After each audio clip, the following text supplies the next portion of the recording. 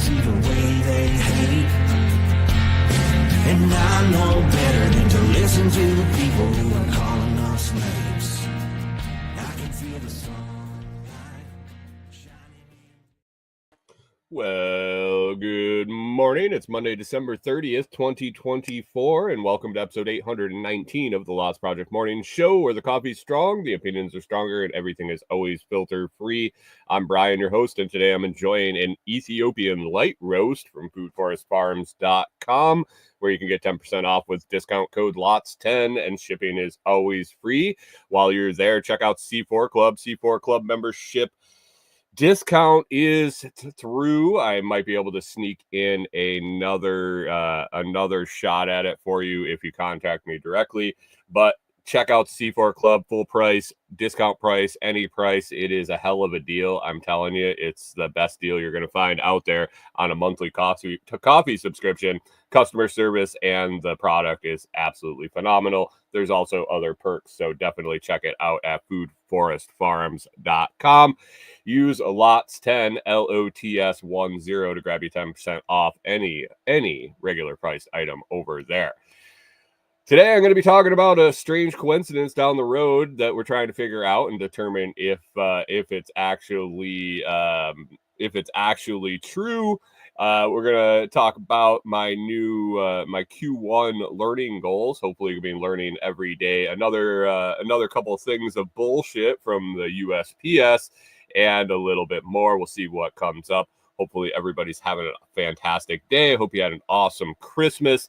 Thanks for swinging in. Rewilder Life, good morning. She's having some coffee and packing. Congratulations on moving the first of the things to the new place. I saw the pictures in the Telegram group. Hunter, good morning over on Twitch. Thanks for stopping in. Appreciate that. White Ethiopian. Fantastic. It's one of my favorites. One of my favorites that Brian sends out is the Ethiopian. And when he does it on the lighter end of that bean, it's absolutely fantastic, and I really enjoy it. So, how was everyone's Christmas? I hope your Christmas was fantastic. Corey and I pretty much just hung out, had a bunch of calls with the family, my family, her family, and watched kids open presents. Since we have nieces and nephews, we got twins on one side and a couple boys on the other side. and again, I think we came in first place on the best toys, the best presents. I guess they weren't all toys this year. The other couple of them got some stuff that wasn't toys, but consistently year in, year out, even without spending a bunch of time with them, knowing what they're into, what they're interested in, we get a little bit of information from the parents, but mainly we go blind. We know how old they are, and we have a price limit. We go and scour the interwebs for cool presents, and consistently we end up being told that we hit the jackpot. Kids like our stuff and immediately gravitate towards it. So I don't know if it's because we're both big kids. I don't know if it's because we're Aunt Corey and Uncle Brian, what it is, but we always seem to hit the jackpot on the toys. So that was fun. I like seeing the kids open up the stuff and get excited about it. And they definitely do that. So that was fun. Talked to parents on both sides and just had a decent Christmas, and hung out with Corey and spent time with her and the dogs. But that was our Christmas. New Year's coming up. Every while they're like, that's aunts and uncles buy the best stuff. For sure. Oh, for sure. I'm so glad. It's so fun. And everybody's oh, you buy drum sets and blah, blah, blah, and all this stuff. And I'm like, no, you don't need to do that. We used to be a little bit, we used to keep that in mind a little bit when we would buy toys. We try to get the noisy fun stuff that would drive them crazy. But at this point, it's all about the kids and making sure the kids like it. And somehow we find good stuff. Corey's really good at it. And I end up pulling a few winners for the boys for sure. So, yeah, New Year's coming up this week. Our whole plan, our whole plan for New Year's is a whole lot of nothing. I think that's pretty normal. Getting up into your 40s, and yeah, it's been a long time. Actually, I shouldn't say 40s. It'd be 30s. It'd been a while. It's been a while since I was out on New Year's Eve. It's just another day, guys. It's just another day. Reset the clock. And having it drop in the middle of the week is really weird. So, you got big New Year's plans? Are you a New Year's partier? I don't know about that anymore. I worked many New Year's Eves as a bartender, and it was never worth it. The people that are out and about on New Year's Eve are usually people that don't go out other than New Year's Eve, and it shows. It shows. So tips are down, and drunken nonsense is up, and it's not a lot of enjoyment for me. But maybe that's your thing. Maybe that's your thing. So New Year's for us will be we'll probably be in bed normal time, 8-9 o'clock, and wake up the next morning and do our thing. I think Corey actually might work. Do you work on New Year's Day or New Year's Eve? Yeah, at this point she's off on New Year's Day, so I don't even know what the holiday is. Is the holiday the special day before the first day of the year, or the special day after? But whatever. All right, well, let's get to the list. First thing on the list is a coincidence, and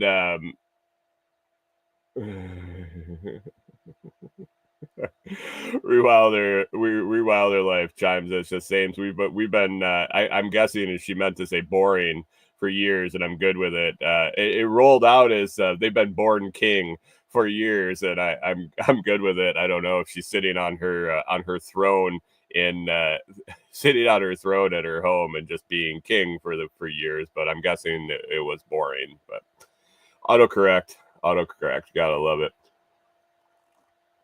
Good morning and good day and good week to you, John Palmer. Thanks for popping in. Appreciate that. So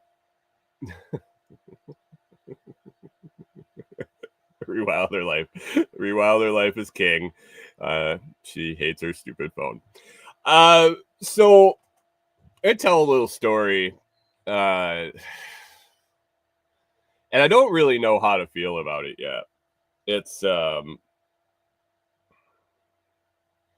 hasn't really well, first of all, it hasn't been verified yet. It could still be a huge coincidence. It hasn't really been verified yet. I'm really leaning towards the affirmative that this that what happened is factual. What happened really happened. What I made up in my head is true. I think Corey is on the same page with what happened, what our theory is. But I'm going to take you back a long time, year-ish or more. And I've talked about it on this show for a bunch of times, really. But we walk our dogs down this road here outside where our campers park. And it's a 2-lane road. It's 45-mile-an-hour road. It's not the best to walk on.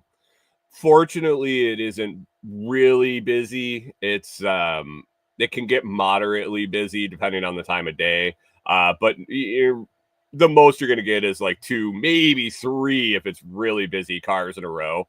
But it's just the fact that there's no shoulder.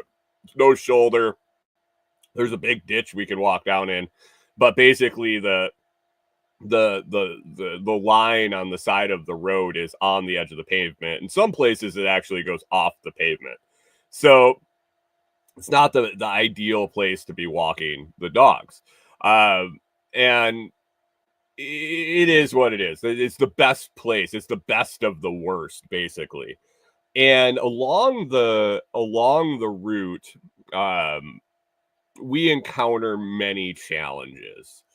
Originally, it was basically one dog. We would walk down, and about 4 lots down from us, there's a trailer, um, and there was a dog there, and appropriately we named the dog Trailer Dog, and it was sometimes tied up, rarely tied up, and it wasn't outside all the time. It was old. You could tell it was super old. It was all mangy.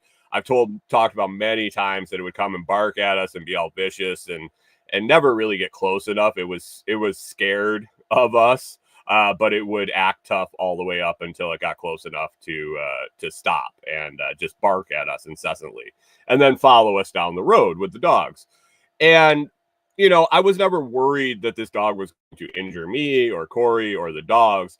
It was more controlling our dogs with this distraction, trying to control 170-pound Saint Bernard. And at one point when we were dealing with this dog, it was the three of them. So it was 170, 130, 160 pounds, all trying to get to each other. So it was a pain in the ass, and it was a lot of stress every time we walked by. Fast forward, we've had to deal with Chihuahuas at another house a little further down the road. That was the house that we thought that once Walter had gone, Corey was going to be able to walk the two dogs, the 170-pound and the 130-pound by herself, until the Chihuahua incident that she got dragged into the yard and pulled down because someone couldn't control their Chihuahuas and they were out in the street harassing our dogs. So that was another incident on the road. Everything was it was kind of piling on. We had some new people move into one of the trailers on the road, and they had more Chihuahuas, and these ones acted all right. They would come out and bark, but wouldn't really come up on the road. They weren't really hard to deal with. And then Rewilder Life says, "How do you not control a 5-pound dog?" That's the thing. They couldn't pick it up and take it into the house. They just stand there and scream at it, and the dog just doesn't care. This doesn't care.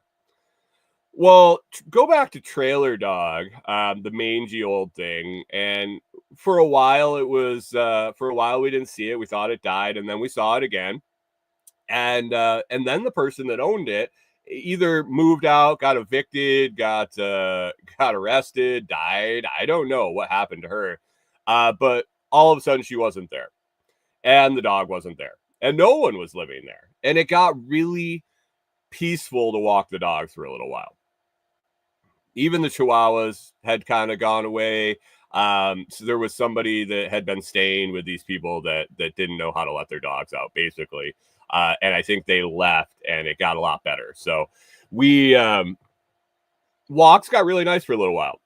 We watched some guy, a contractor, I don't know if it was the owner of the trailer or a contractor, come in, and it looked like he was working on the trailer, getting it ready to maybe rent out again or sell or whatever. But we walk by every day and no problem.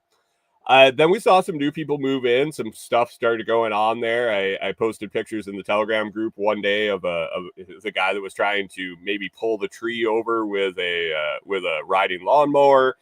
Just some odd stuff going on here, there, junk piling up already. And it looked like somebody moved in. And then we started seeing some people there regularly. And all of a sudden there were dogs there again. Free, not tied up, pit mix, and another dog, and I think that might have been a pit mix also, but that one didn't seem to bother much with us. But the one pit mix was very incessant of barking, not just when we were walking by, but 24 hours a day. You could hear it from our place. We're, like I said, probably 4 lots away, maybe 5. Depending on how you count the properties in between. But you could hear it at our place barking all day. It wasn't tied up. We had some times we walked by and the people were outside. They observed this, and it looked like they tied the dog up in the back room or in the back barn. So the dog could still see the road. When we would walk by, the dog would bark and we would know it was there, but it was in the back. It couldn't get out. It couldn't run out to the road. And I have to say, the dog never really came out at us. It would get to the edge of the grass. It would get to the edge of the road and it would stand there and bark. It was what it was. The same kind of situation where it was just harder to control our dogs who wanted to either, and you really can't tell, either wanted to go meet it because they were excited or they wanted to go kill it because they were excited. And it was every day. It was every day, whether the dog was tied up in the back or up to the road. Every day. And Corey and I would look at each other and we would try to sneak by without making any noise, hoping the dog didn't hear us out back and come running out barking. But this was right at the beginning of our walk and right at the end of our walk when we turned around and come back. So it was a stressor to begin with. It was a stressor to come back to. And it was just like, this sucks. I go on these walks for enjoyment and relaxation, and this is what I have to deal with on both ends of it. So we dealt with it. It is what it is. Corey and I actually did decent with communicating with the dog to get it to kind of settle down a little bit. We could tell her to stay back. There were times where she would run into stuff and kind of spook herself, and then for a couple of days she was really hesitant and things like that. So this went on for a couple weeks, I think, maybe a month. About. And the other day, we were walking by. And the gentleman happened to be home that lived there. And I think he heard the dog barking like crazy. I don't know how he didn't hear it barking 24 hours a day. But it did amp up a little bit when we would drive by or walk by. And so we're walking by, dog's freaking out right at the side of the road, barking crazy at us. Our dog's barking back. One of our dogs is barking back incessantly. Excuse me.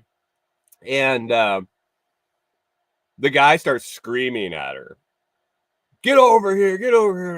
And I'm like, oh, man, this guy's going to get all pissed off. He's going to beat the shit out of this dog. Like, it's not the dog's fault. And that's the thing that we try to keep in mind, like, when it's free. There's a lot of stray dogs around here. There's a lot of people that just don't give a shit about taking care of their dogs, just don't give a shit about doing anything with their dogs here in Tennessee, if anybody owns them at all. And so Corey and I understand it's not the dog's fault. They don't know what to do.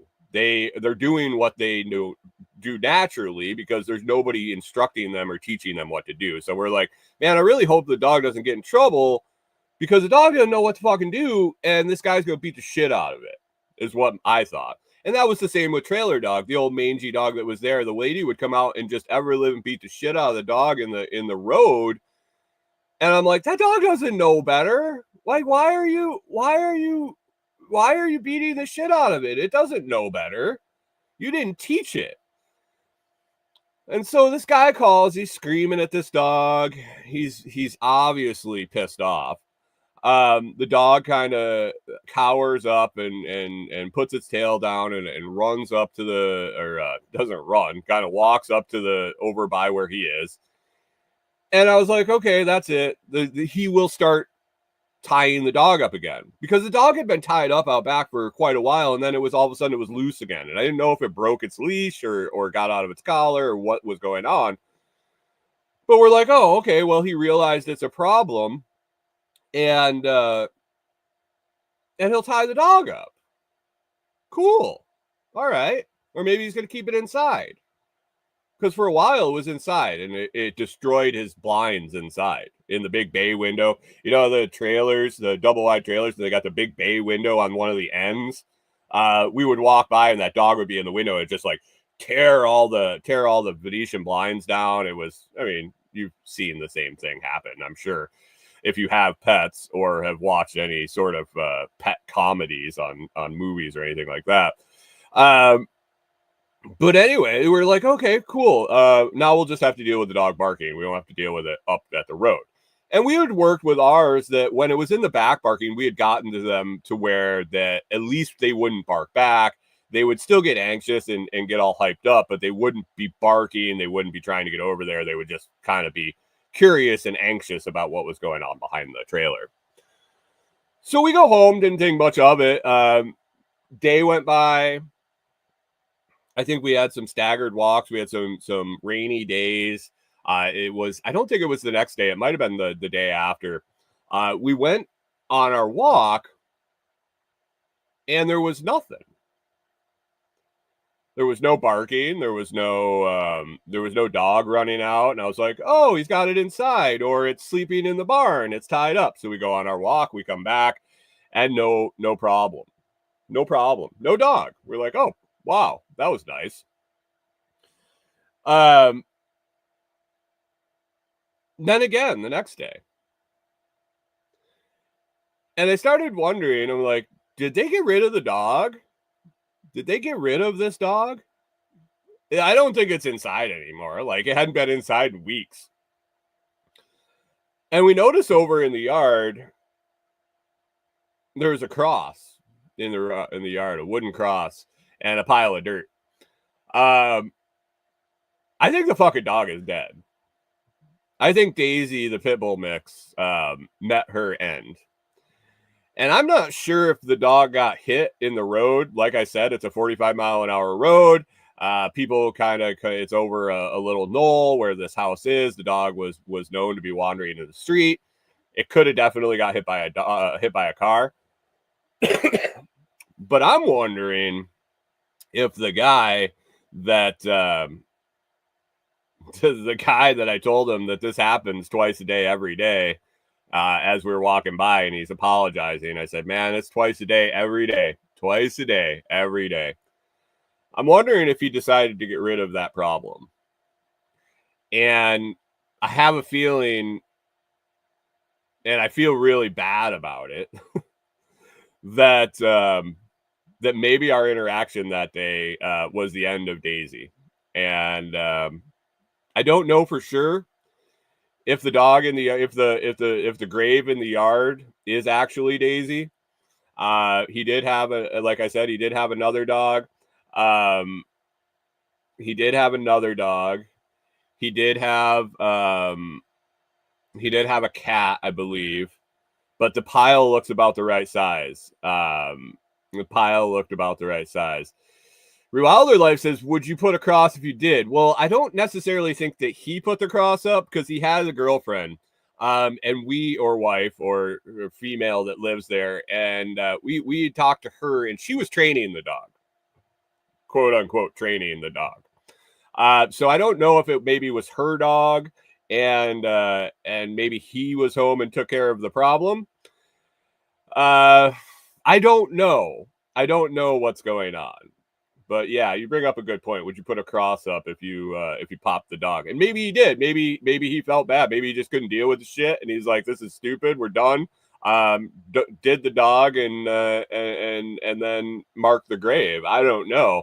John Palmer said, "I killed the dog." I did not kill the dog. I did not kill the dog. Now, I have mixed emotions about the dog not being there and whether it's dead or just gone somewhere. I feel sad that the dog met its end, if it did. But I also have been enjoying our walks much, much, much more without having to deal with her. So I don't know if it's a coincidence. I don't know if that dog is in that marked grave in the yard. I don't know if it was met its untimely death by being struck by a car, or whether it was inflicted by its owner, or maybe it was the older dog that just keeled over and they figured out how to keep the other one inside. I don't know. I will definitely let you guys know if I see Daisy in the future. If Daisy starts popping around and we see her again, I'll let you guys know. But for this moment, I have to believe Daisy met her end. I have to believe Daisy is in the dirt, and I feel bad for her because it wasn't her fault. She seemed like she could have been a sweet dog. when she would stop fucking barking for 2 seconds and calm the fuck down, or if she was scared. Like I said, she startled herself one time. You know the little boxes? I don't know if they're where you are. They weren't where I was in Minnesota, but here in Tennessee, they have little junction boxes in the yard where your water is, and it's just a little plastic box because it doesn't freeze very solid here. It stepped on the lid. It was like barking. It stepped on the lid, and the lid like flipped up under its belly, scared the living shit out of the dog. Dog jumps and yelps and kind of cowers away and stopped barking and ran up by the porch. And I was like, oh, this coincidental the dog being startled while we walk by. Maybe this is what freaks her out for the long term, and she just doesn't care anymore. Because we were getting there. We were getting close. Like we could get it to where she would bark half our walk by, and then she would calm down a little bit. And we felt like we were working with her. She was getting better. But now she's gone. So I don't know. We'll see. We will see. We'll continue to walk down the road. And but I gotta tell you, going for a walk and not having to deal with any distractions like that for our dogs and them getting amped up is so much more relaxing. So we will see with Daisy the pit bull mix. That'd be 2 dogs that we saw go through at that trailer in our time here. the original trailer dog, I have to say, if that dog died, it would probably be merciful. That dog was old as shit. It was mangy. It had mange like all on its side. It obviously had skin issues, allergies of some sort, where it was digging and chewing at its skin. It was like missing fur. It just looked like a total shit show. And that lady absolutely beat the living shit out of it when it would run out in the road. I felt so bad for that thing. It's like you're wondering if it's running out and it's barking at you, just screaming, kill me, please kill me. I felt bad for Trailer Dog, even though it was annoying as shit. And Daisy, I don't know. We'll see. Poor Daisy. So that's our coincidence. I don't know. That was our big news for the week, guys. Hope you had a great day. We'll talk to you later. Yeah, it's been on my mind quite a bit. It's been on my mind quite a bit for the last few days. So we'll see what happens. Next on my list, let me see. USPS nightmares. Fuck. More USPS bullshit. I have a feeling that it has to do with Memphis, the Memphis collection and transfer station here on the way to our place.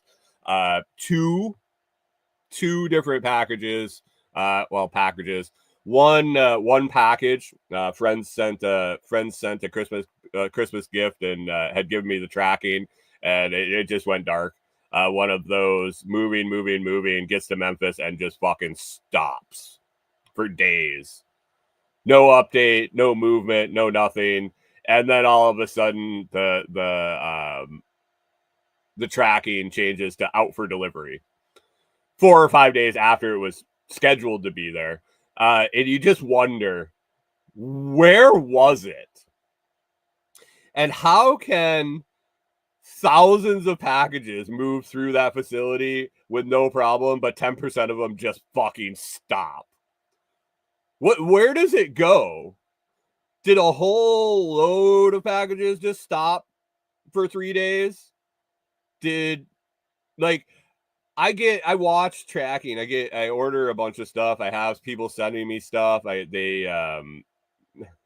John says the Memphis USPS distribution center is terrible. You're telling me, and that's where the majority of my mail goes through.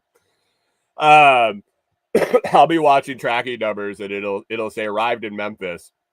And I just hold my breath for 24 hours to see if I see departed to next destination. Because it's horrible. It's horrible. So that package eventually ended up showing up. And now I'm waiting on something from my parents. My my mom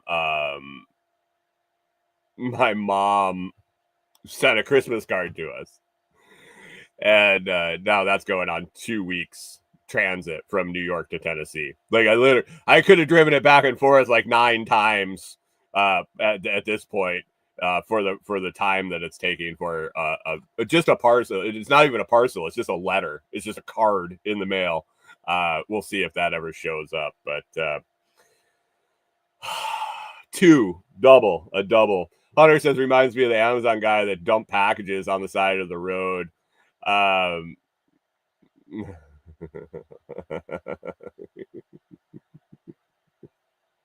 Hunter says my package from USPS was supposed to be here the 26th. Yeah, I don't know. It wouldn't be as bad. So I know my mom is anxious for it to get here. And I'm 25 minutes away from my mail. So I go to check. Normally I'll go and check every couple days unless I know I got something that got delivered, a package or something, a product from a company that I need to do a video. Otherwise I normally go every couple days. Right now I feel like I need to go daily to see if it showed up so she can stop worrying and be done with it. So Hunter says his package is just sitting in Houston for some reason. Right? Right? Rualder says, oh, we only get mail like 2 to 3 times a week still, and then we get a whole mailbox full. It'll say it's arriving, though. Also, we're missing an Xmas card, too. Yeah, it's... USPS is a fucking shit show, but I guess it's better than Canada Post. Did they make Canada Post go back to work yet? I don't know if we got any of our Canadians in the audience at the moment, but I know Canada Post was on strike for a long time, and I think they were going to make them go back right before Christmas. So that's more USPS bullshit. Other than that, it's not been horrible. Mail has been all right. I think I don't know. See, that's the thing with the mail and doing products and getting products from companies. I have companies, so I request a lot of stuff, but I also have companies that I've requested things from, and especially when it's like a broker that's representing multiple companies. Once they have my address, they'll just send me stuff. Like they ask me what genre of products I like to review, what products I like to test out and make videos about, and I give them a general range, and they'll just randomly send stuff. Well, if I don't know if it's coming and it doesn't show up, I have no fucking idea. So there's that. So luckily, I mean, my mom, my parents obviously wanted to make sure I got a Christmas card from them, and I didn't say anything. I didn't say, hey, thanks for the card.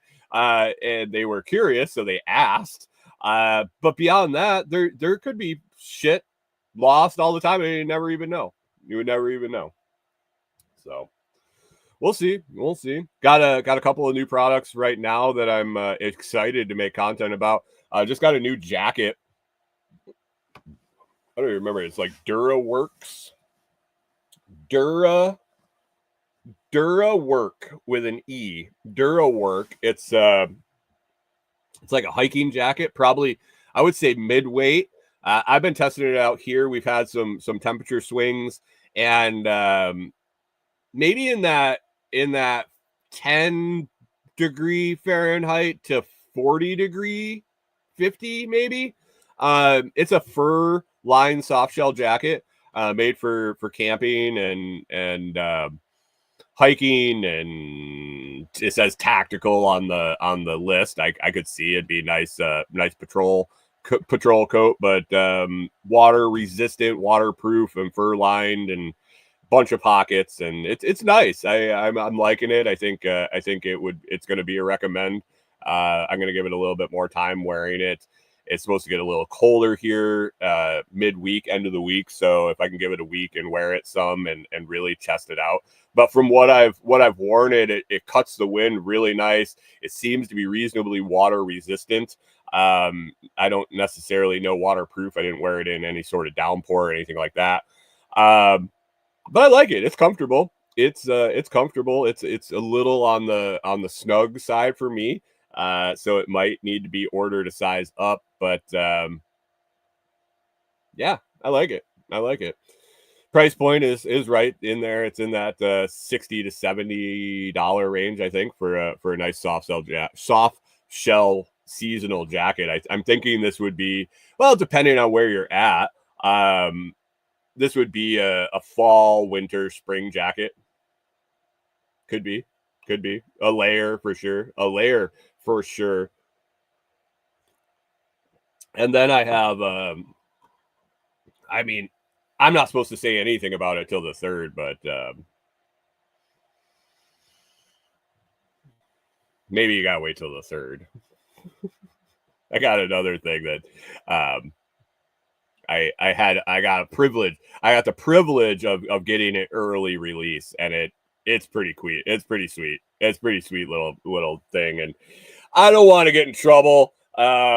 And I want to continue to get the privilege of early release. So I think I should probably, I have it on my list here, and I just realized I should probably wait till the 3rd to talk about it. So exciting products coming soon. A couple of other things. Oh, I got something ordered. It wasn't a product that I got from a company. Hunter says, is it green? No, it's not green.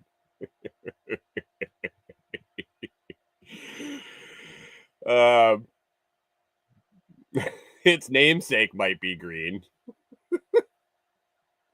Something I bought for myself that I'm excited to move forward in the new year.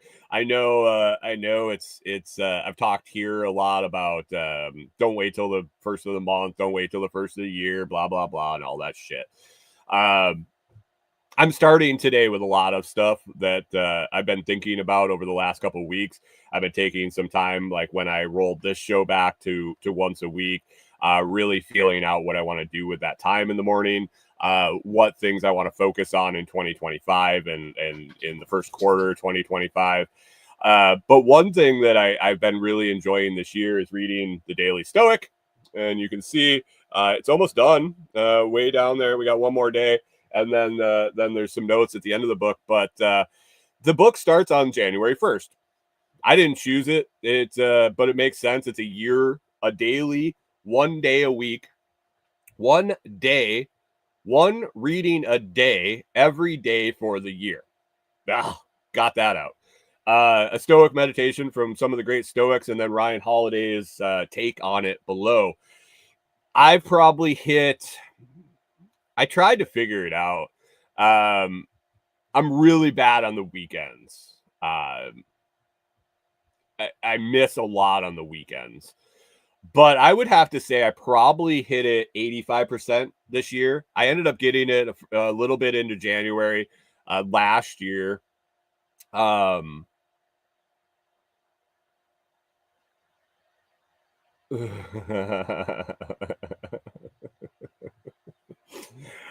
answer that in a second, Hunter. I got it mid-January. I started on the day I was at, and it's changed the way I think about stuff. I have to admit that it's had an impact on my life. Enough that I decided I want to try to do every day this coming year. I'm going to make a conscious effort to make sure I hit the weekends. I want to make sure that if I have a unusual routine on a day, I want to make sure that I plan this into it. And one way that I've decided to try to cement that in a little bit more is I ordered the journal that goes along with it. It's supposed to be here today. Hopefully it shows up today or tomorrow, so I can start on the 1st.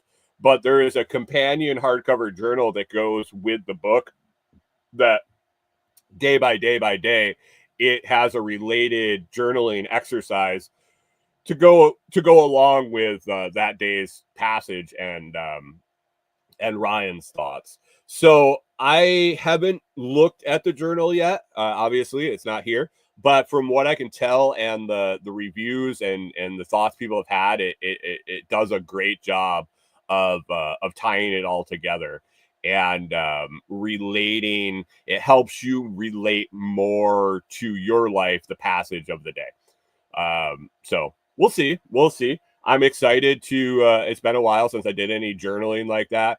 I really am trying to focus on holding myself accountable for the things I want to accomplish this year going forward. So, that journaling will be a good way to do that, and documenting some things another way. I got some ideas of how I want to hold myself accountable for the next thing I'm going to talk about. Some of the stuff I want to learn and get a better understanding of in quarter one that's coming up this year. But I definitely suggest the Daily Stoic book. If you don't want to get the hardcover and read it, so it's available on Audible. The Daily Stoic is available on Audible. It's available on Kindle. It's available hardcover. Like I said, I haven't used the journal yet, but that's on the way. That's obviously hardcover or softcover, but a physical book. I don't know if you can find it digitally where you can journal on a computer or a tablet or a phone or something like that. I think the point is to actually write the journal. And I'm excited to do that, even though my handwriting is absolutely horseshit. That's secret code and no one will be able to read it, but I'm excited to do that. And if you want to do it, also, you don't need to start on the first of the year. You can start like I did in the middle of January or whenever during the year. And you can always finish up on the tail end in 2026. But you can find the Daily Stoic and the journal on the recommended reading list on my Amazon idea list. So my Amazon storefront, amazon.com/shop/the Lots Project. Or you can scroll down into the video description and there is a link. It says Amazon recommended reading list or something similar to that. Recommended reading list on Amazon right there, or a coffee gear list on Amazon. There's lists to that. You can check out all the videos I've done for Amazon, but I'm excited to do the Daily Stoic journal. Hunter says, do you get a day off or is there some super secret passage for the 29th of January? I'm going to open it up. So it's 366 meditations is the description here. March 2nd. February 29th is actually in the book. So I guess on you get a double up on the 28th or the 1st of March if it's not a leap year. But it's 366. There's one for every day. There's one for every day. So I highly suggest picking it up. It's had an impact on my life. And it wasn't every day. I tried as much as I shouldn't say that. I didn't try as much as I could. If I had tried as much as I could, I would have read it every day. I put an effort into it and I fell short. And probably, like I said, probably 85% of the days since I've had the book, I've read it.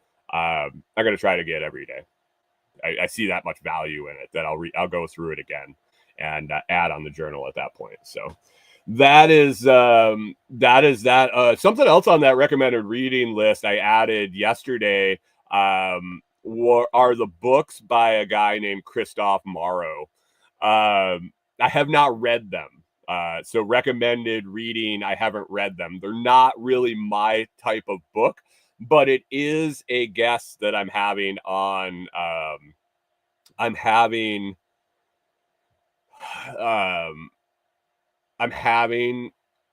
on the show on Director Detour. Man, that was a brain fart. He's my guest, my Wednesday episode of Director Detour. This guy named Christoph Morrow. I was editing it yesterday, and it just brought a smile to my face. I think it was probably one of the better, or if not the best, episode of Director Detour yet. You're going to want to check it out. It's interesting. He's a Navy vet, a disabled Navy vet. He's a writer, many award winning writer. He writes like fantasy fiction, I think is how he described it.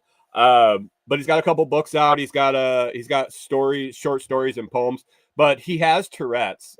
He developed Tourette's in his 20s, and has had to deal with that, and not just little tics. Like, his Tourette's has manifested to a point where he physically abuses himself constantly. Black eyes, broken hands, busted cheeks, broken bones, along with verbal and other involuntary tics. Fascinating dude. Interesting interview. We had some connection problems right at the beginning. I talk about it in the show, but we had some connection problems right at the beginning, and especially before we went live, when we first fired up and had a little chat before we recorded, and it was interesting, I guess would be a great word to say. Interesting to communicate with someone with Tourette's while you were having intermittent connection issues on the chat stream. But turned out great. Had a great conversation. Had a great conversation with him. Other episodes this week, John McIntyre. John McIntyre released this morning. He has basically lived a lot of time in Asia. He has absorbed a lot of culture into them and come up with a business system that kind of melds classic Six Sigma type of thinking along with Kaizen and Eastern Asian styles of management and stuff like that. He's an interesting, fascinating dude. It was a fun conversation. And then Friday, Eric McHugh is he's a trip too. That was a great conversation. He is the founder, partner, co-founder, founder. I haven't looked at the notes quite yet, but of ShopX. He is a 30-year-old tech entrepreneur that has done very well for himself and was a really interesting chat. We're really on the same wavelength and had a really good discussion.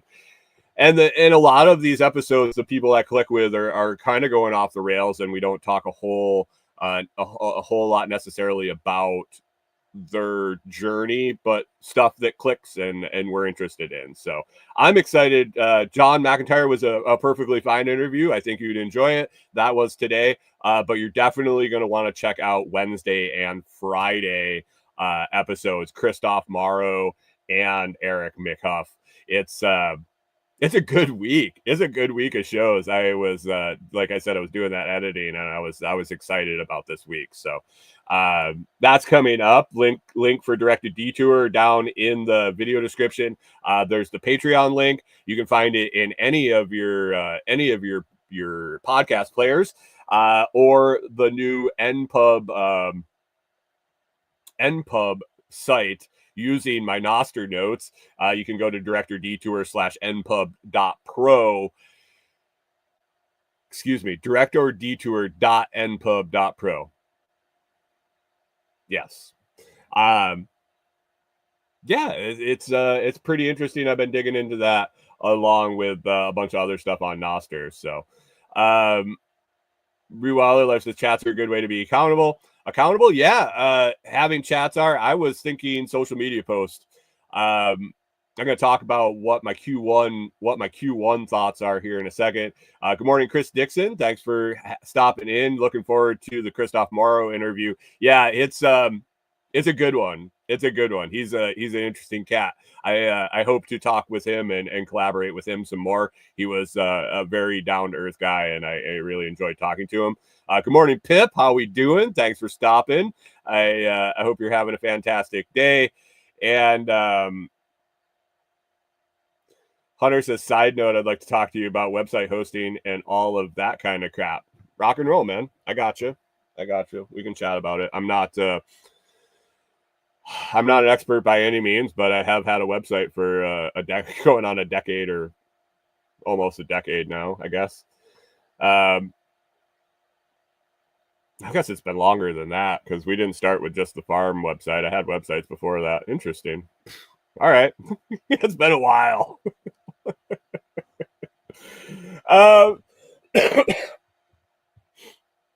New year, new learning.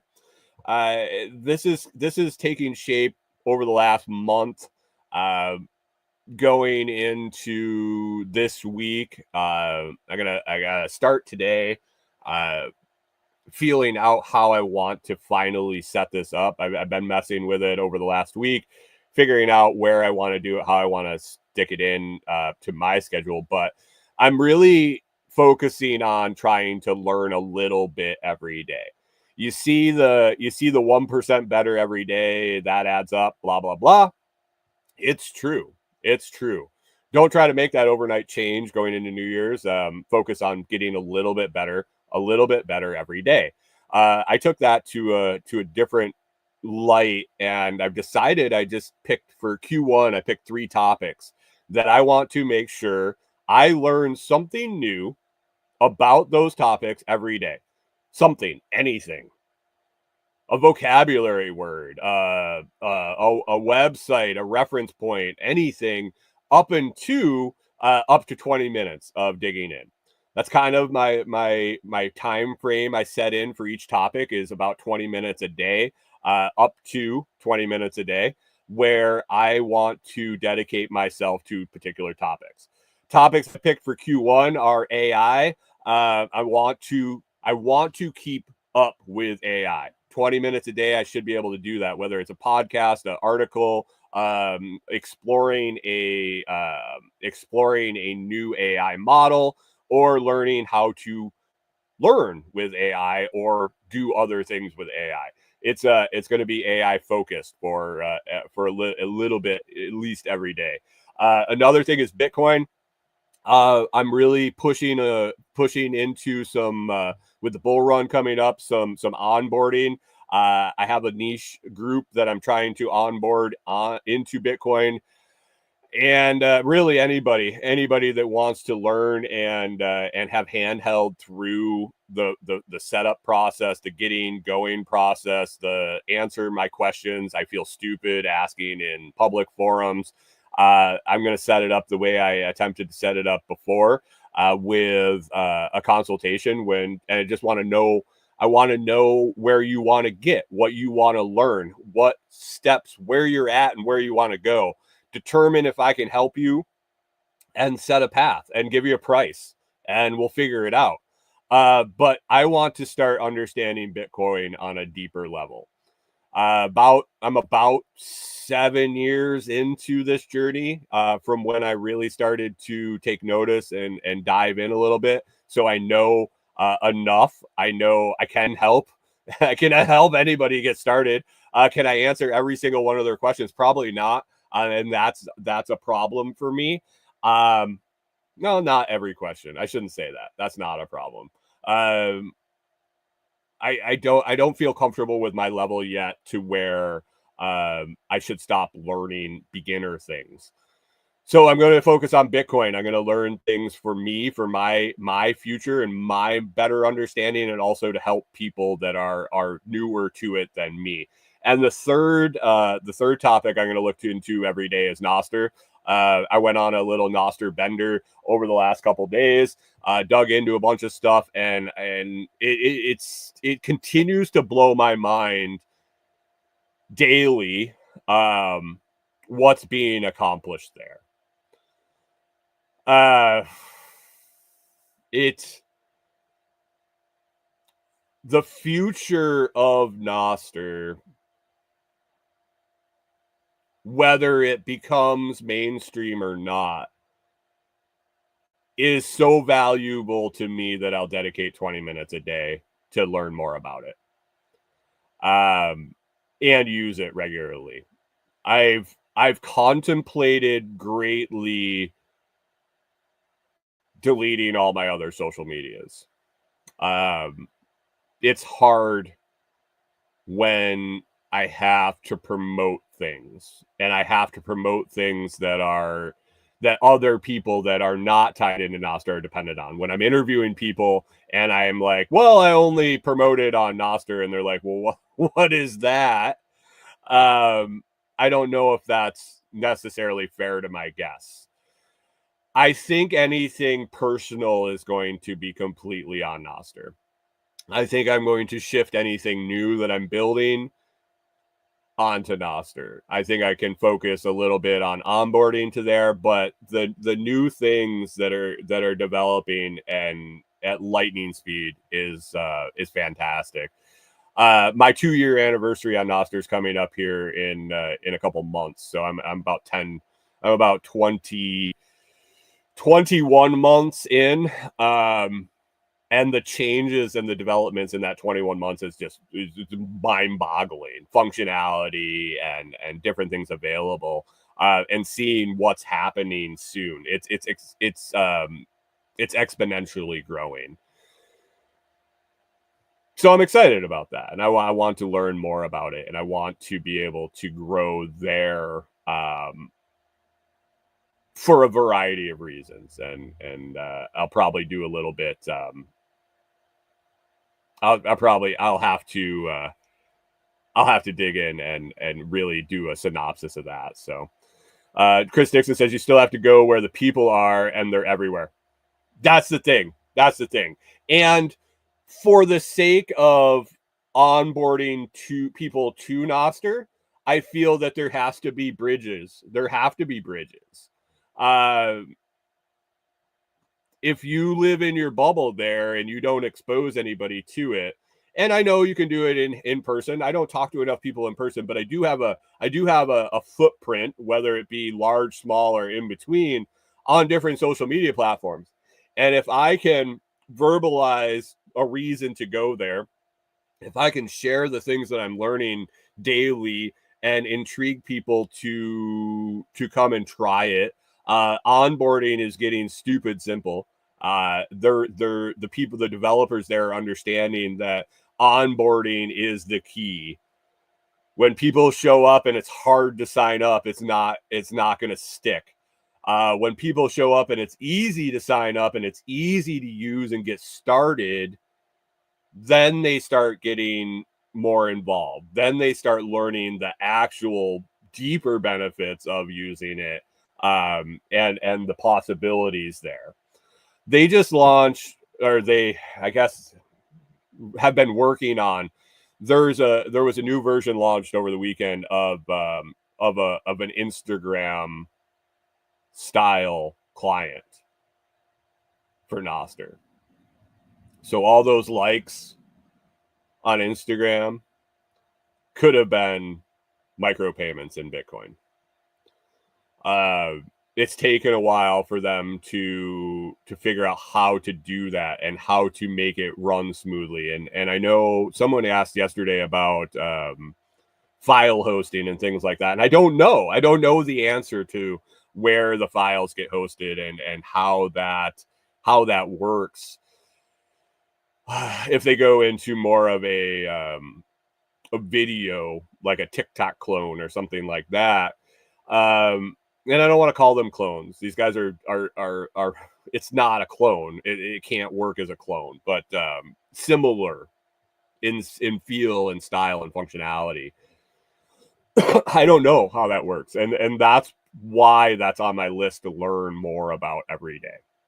I've spent 2 years there learning, and I feel like I could probably spend weeks and weeks and weeks trying to figure out more. So I'm excited to do that. So I'm going to be focusing on AI, Bitcoin, and Nostr in Q1, but I still got all sorts of other shit to do. But I'm thinking it might turn into a post. It might turn into an evening video post. The things I learned today, It wouldn't be long. It would probably be recorded. It would probably be out on all the networks. And like I said, exposing people to things I learned on Nostr about Nostr or Bitcoin or AI are only going to help people get interested in going down those rabbit holes themselves. So I'm thinking that I don't know. Right now, it's for me. It's for my personal development. But if I can share that with others, isn't that the point? So excited to do that. Excited to dive into some AI. My first question for AI is, how can I use AI to learn more about AI? So that is the first topic that I'm going to go down, and then parlay that into using it to learn about Bitcoin and Nostr and make it easier. There's a developer I follow on Nostr right now that has transformed his morning walk with his dog into his device reading him articles of his choosing, condensing them, consolidating them, synopsizing them, and verbally reading them to him while he's on his dog walk. He asks his device to do it, and he's got an AI prompt set up that it scours for new information, consolidates it, and verbalizes and reads it to him while he's walking his dog. So I think there are some definitely some easy things to set up to make learning every day easier. Let me see what else. What else? Oh, Price is Right. Price is wrong, bitch. Corey and I clicked on The Price is Right on Amazon yesterday, and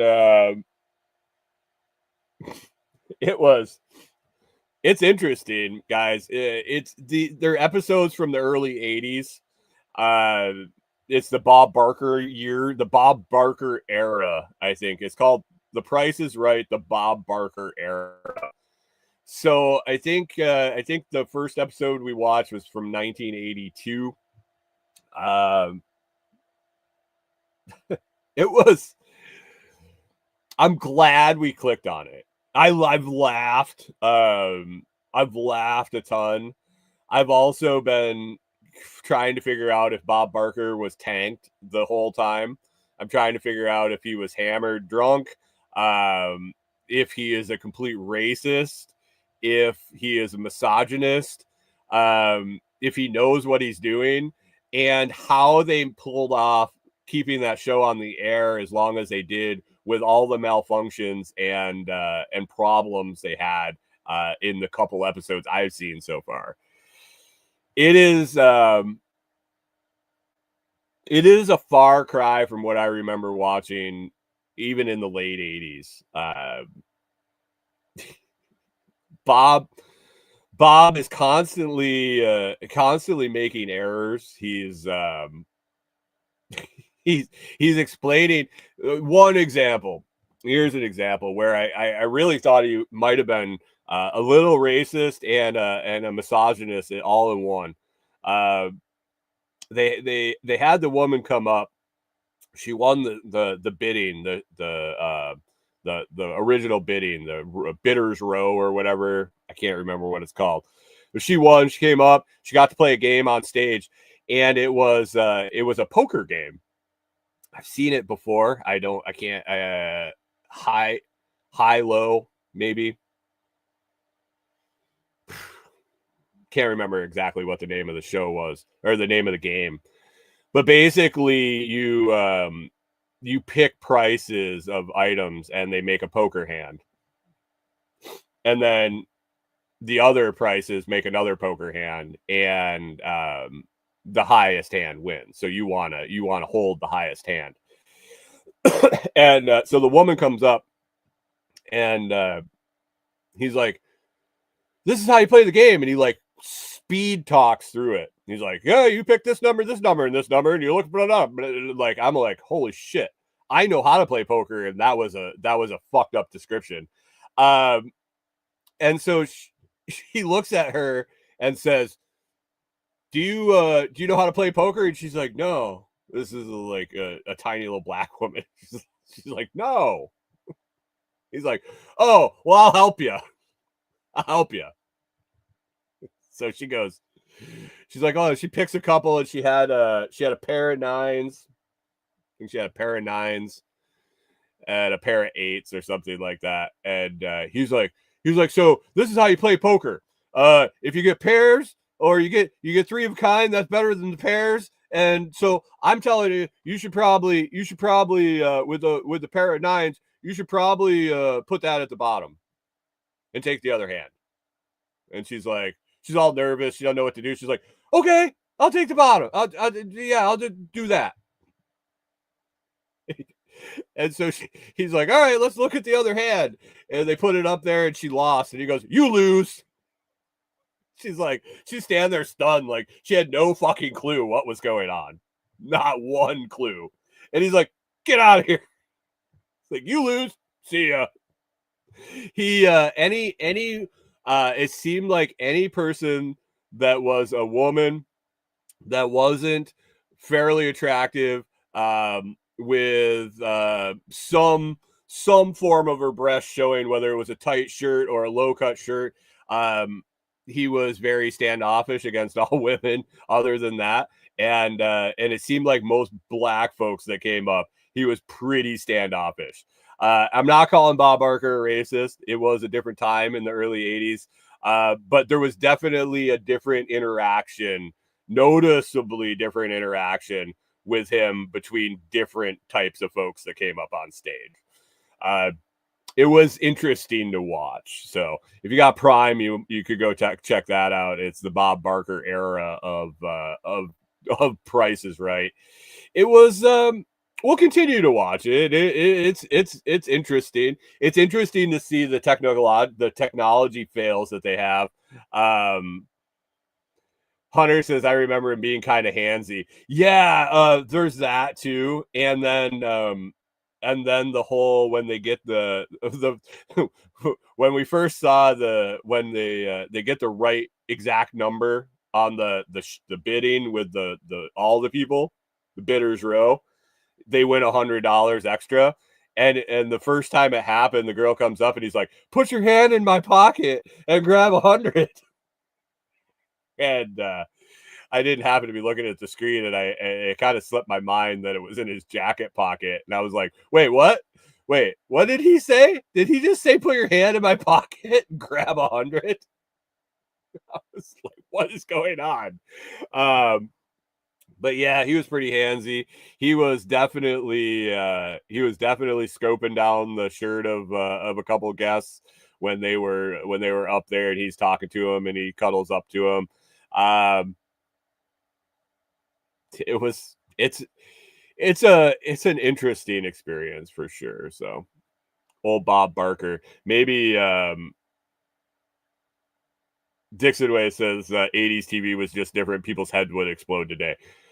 Oh, if that episode, so if I notice it, the guy that just doesn't give a shit, if I notice it's probably pretty blatant, and I have to feel that the woke would absolutely fucking shit a brick if that was the case. But Corey made a good point. Maybe Adam Sandler was right on Happy Gilmore. Maybe Bob was a bitch. Maybe Bob needed to get his ass kicked. And maybe Bob was able to kick Happy Gilmore's ass because he'd been in enough fights from being an asshole. You don't know. Clip contest. If you're still listening and you haven't clipped an episode of Director Detour or this show, episode 816 or later, 816, 17, 18, or today's episode 19. If you haven't done that, you're going to want to go over to Fountain, pick it up, download Fountain. If you don't have Fountain yet, it's a fantastic podcast app. That also has come a long, long way since I originally downloaded it. Probably it was before Nostr, before I started using Nostr. So at least 2 years. and seeing that come along and actually interacting with the developers on that recently again for some things. But if you want to head over to Fountain, find Director Detour or this show and make a clip, Jim's running away with it, guys. Jim has so many entries. I need some folks to come over and make clips of the show just to counteract Jim. Jim is a clipping machine. If you need help learning how to clip, ask Jim. It's not just my show. Jim is an absolute clicking machine, and I appreciate it greatly. Dixon says Jim has nothing better to do. Wow.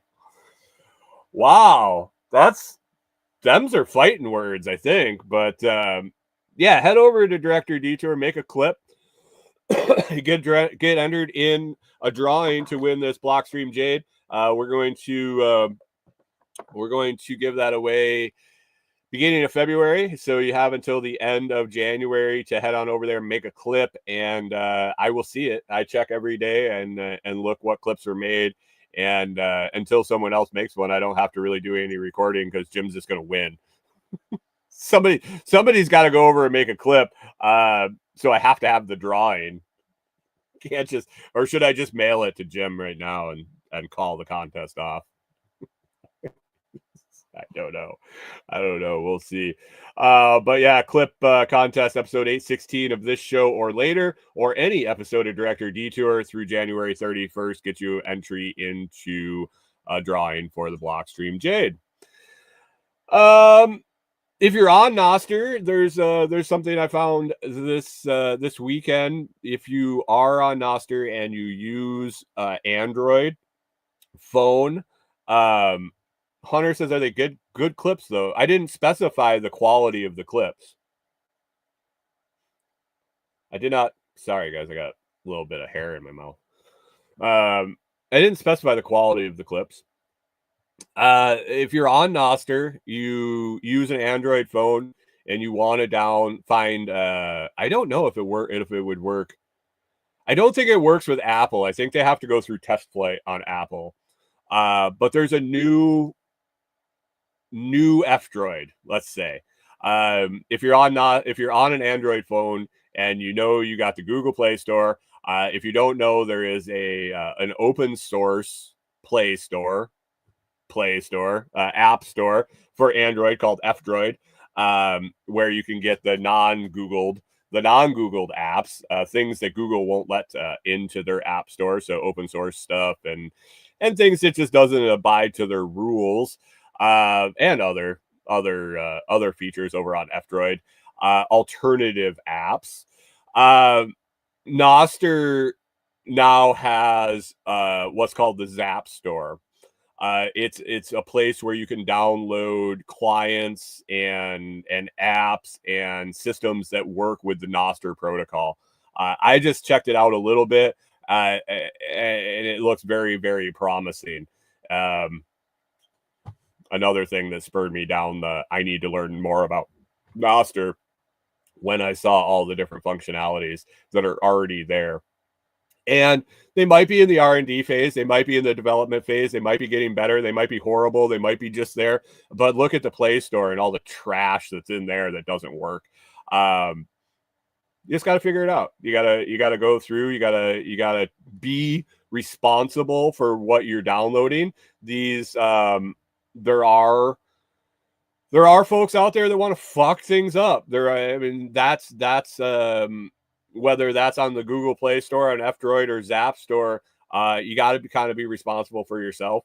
And in a world of if you're entering, so I think it comes with once. How do I want to put this? Once you go down a path of Bitcoin, I think it really, and you go down a path of Bitcoin, you go down a path of self-custody, you go down a path of personal responsibility, that there's no customer service to call. There's nobody to fix your fuck ups. There's, personal responsibility. I think once you experience that and the satisfaction of doing it correctly, the satisfaction of knowing that if you fuck it up, it's your fault. You're forced to have personal responsibility. I think it bleeds into other parts of your life. And I think it's what's needed right now, especially in social media. Um, when you go to Facebook and we block this post, we ban this post because we're taking care of you. Where is my role in deciding what I want to see and what I want to know and what I want to determine whether it's right or wrong? Um, that's personal responsibility. That's taking that job on for yourself. That's not letting Facebook or X or LinkedIn or whatever, YouTube, feed you things that they think you should know or censor things that they feel are wrong. I think once you get a taste of personal responsibility from wherever that comes, and I think Bitcoin is a good catalyst for that. Nostr is a fantastic catalyst for that. You want it in a lot of aspects of your life. I know I do.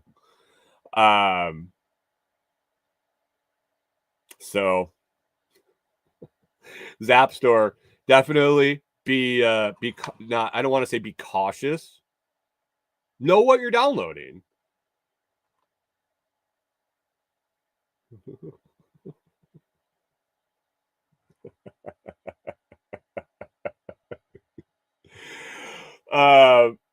Know what you're downloading.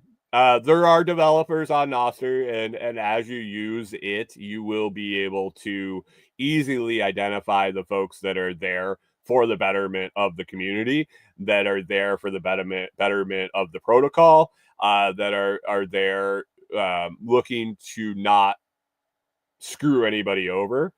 And there's trusted, like you can ask. You can ask on Nostr, hey, and hashtag Ask Nostr works great. Hey, this app I'm seeing on Zap Store is this is it. Here's the name of it. Blah blah blah. Any problems with it? Is it trusted? Is it good? Ask. People will tell you. People will be more than happy to tell you. And Hunter says in an action movie trailer voiceover. Let me see if I can do it. Excuse me. In a world of malintent. Is that malintent? What the fuck?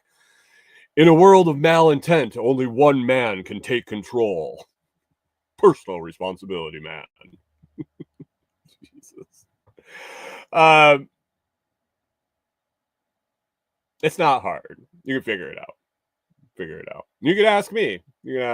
So anyway, gonna wrap it up here. Unless you guys got anything else you want to talk about, I got a bunch of stuff to do today. Rolling in, getting things adjusted for the new year. I hope you guys are all gonna have a happy new year. Maybe we'll pop on at some point this week if I get time. That's another thing I've been contemplating doing is just pop-up stuff. Not scheduled. If I got something I want to talk about, send out a blast and talk about it. Trying to figure out how I want to do what I learned today or something like that. Quick hitting. I don't know what platform that's going to go on or how that's going to go. I just got a bunch of stuff on the list. Plus moving forward with Delinquent Scully and the cabin and it's going to be a busy year. I'm excited to get rolling. Start today. Don't wait till New Year's. Don't wait till Wednesday. How about a couple practice days? You got something you're going to do in the new year? New diet, new exercise, new something? Try it tomorrow. Maybe you got to adjust a few things so that it works on Monday. Maybe we should have been doing it last week or today or something like that. So anyway, hopefully go get my journal. I'm not going to start on the last page of my journal. That is something I'm going to wait till the 1st. So hopefully it comes today or tomorrow at the latest, and I can start with that. I'd love you to join me, and we can always talk about it over in the Lots Project chat on Telegram, t.me/Lots chat. That's t.me/Lots chat. Join the group. I'll have a chat with you to make sure you're not a bot or a spammer. I'll just send you a message, ask you where you heard about the group, and then approve you, and you can join in the fun and conversation. Other than that, like I said, check out Director Detour. 3 fantastic episodes. 2 really good episodes this week, Wednesday, Thursday. John McIntyre today there's nothing wrong with that. Like I said, it's a good chat. But man, Christian Morrow was a pleasure to talk to. So you're going to definitely want to check that out. Make a clip when you do over on Fountain, and you have the possibility of winning a Blockstream Jade. Check out the Fold debit card. I didn't talk much about that, but it is great. And over the Blockstream Jade, over at the Blockstream store, there's a 10% discount when you use the Lots Project, or you can click the link down in the episode description. Head on over, grab a Jade. I believe for a couple more days they have the buy one Jade, get one half off deal. It's a great deal. It's a great deal, and then you get 10% off on top of that with the discount code. So check it out. I appreciate everybody listening today. If you find my stuff on social media, if you'd give it a share, maybe somebody would like to see it, hear it, or check it out. If you know anybody that would like the show, pass it on to them, or Director Detour, like I said, or any of the other socials. I appreciate all you guys hanging out this morning. I hope you have a fantastic day. I hope you had a Merry Christmas, and you have a great New Year, Hanukkah, whatever you celebrate. It is what it is. It's for you. It's not for me. Have a great day, guys. Enjoy it. Get a bunch of shit done, and we will circle back and talk with you next Monday.